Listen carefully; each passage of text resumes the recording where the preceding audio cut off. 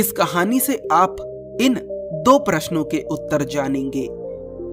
पहला प्रश्न, नीचे बहती काम ऊर्जा को ऊपर उठाना क्यों है, यानी ब्रह्मचर्य का पालन करना क्यों है। दूसरा प्रश्न, क्या कोई ऐसा भी तरीका है जिससे हमारा मन खुद ही काम वासना की तरफ ना जाए, जिससे कि हमारे जीवन में और जो सुंदर चीजें हैं हम उनका भी आनंद ले पाएं, यानी क्या काम ऊर्जा को रूपांतरित किया जा सकता है। एक बार एक युवा लड़का एक ब्रह्मचारी के पास आता है और उनसे पूछता है, महात्मा जी, जब काम ऊर्जा प्राकृतिक रूप से नीचे की तरफ बह रही है तो हमें प्रकृति के कार्य में बाधा डालने की क्या आवश्यकता है, हमें ब्रह्मचर्य का पालन करने की क्या आवश्यकता है। उस लड़के की बात सुन वे महात्मा मुस्कुराते हैं और कहते हैं, तुम सत्य कह रहे हो, हमें प्रकृति के कार्य में बाधक नहीं बनना चाहिए। परंतु क्या तुम जानते हो कि प्रकृति इस काम ऊर्जा को नीचे की तरफ क्यों बहा रही है।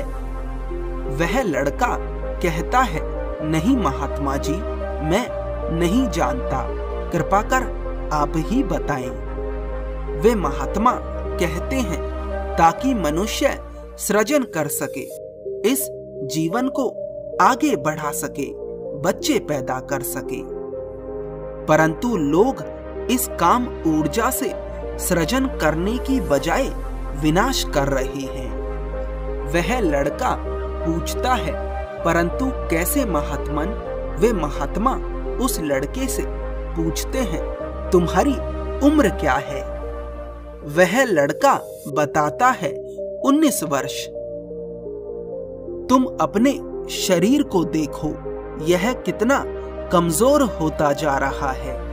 वह लड़का बहुत दुबला पतला था, तुम्हारे बाल भी झड़ने लगे हैं, और अगर मैं गलत नहीं हूं तो तुम्हारा मन भी अशांत रहता है। तुम्हारे मन में हर समय काम वासना ही चलती रहती है। तुम भविष्य में कुछ बन सकते हो, पर क्योंकि तुम्हारे जीवन में एकाग्रता की कमी है, इसलिए तुम्हें जीवन भी बेरस लगने लगा है।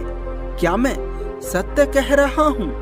वह लड़का कहता है, आप सत्य कह रहे हैं, परंतु मैंने कई बार ब्रह्मचर्य का पालन करने का प्रयास किया, परंतु मैं हर बार हार जाता हूं।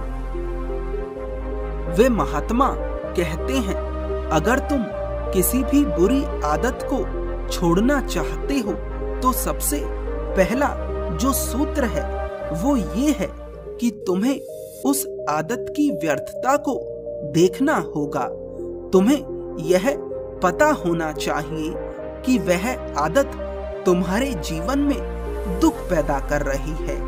ब्रह्मचर्य का पालन इसलिए नहीं करना क्योंकि लोग कहते हैं कि ब्रह्मचर्य का पालन करना अच्छा है, बल्कि इसलिए करना है क्योंकि तुम जानते हो कि काम वासना के कारण तुम्हारे जीवन में दुख भर गया है। अगर तुम्हें काम वासना के कारण जो दुख पैदा हो रहा है वह दिख जाता है तो तुम प्रश्न नहीं करोगे कि ब्रह्मचर्य का पालन क्यों करना है। वह लड़का पूछता है, तो कृपा कर मुझे बताएं कि मैं अपनी काम ऊर्जा को रूपांतरित कैसे करूं। वे महात्मा कहते हैं, काम ऊर्जा को रूपांतरित करने का सिर्फ एक तरीका है, कुछ ऐसा करना जो सृजनात्मक हो, कुछ ऐसा करना जो सृजनात्मक हो। वह लड़का पूछता है, सृजनात्मक कार्य क्या होता है।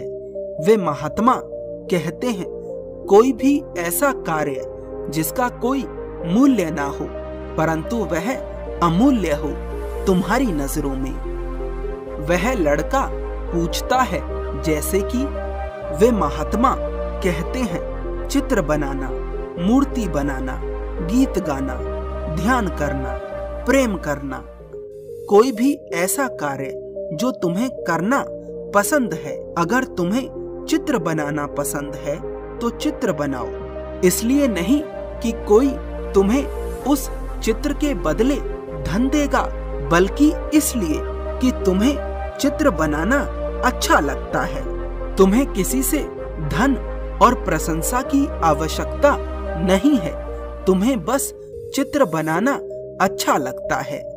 अगर तुम किसी के निर्देश के बिना चित्रकारी करते हो, बिना धन के लालच के चित्रकारी करते हो, तो वह चित्रकारी तुम्हारी काम ऊर्जा का रूपांतरित रूप बन जाएगी। तुम कोई भी कार्य कर सकते हो, परंतु उस कार्य के पीछे ना तो धन का लालच होना चाहिए और ना ही प्रशंसा का। उस लड़के को तो उन महात्मा की बात समझ आ जाती है, लेकिन अगर आपके मन में कोई प्रश्न है इस कहानी से जुड़ा हुआ, तो आप पूछ सकते हैं।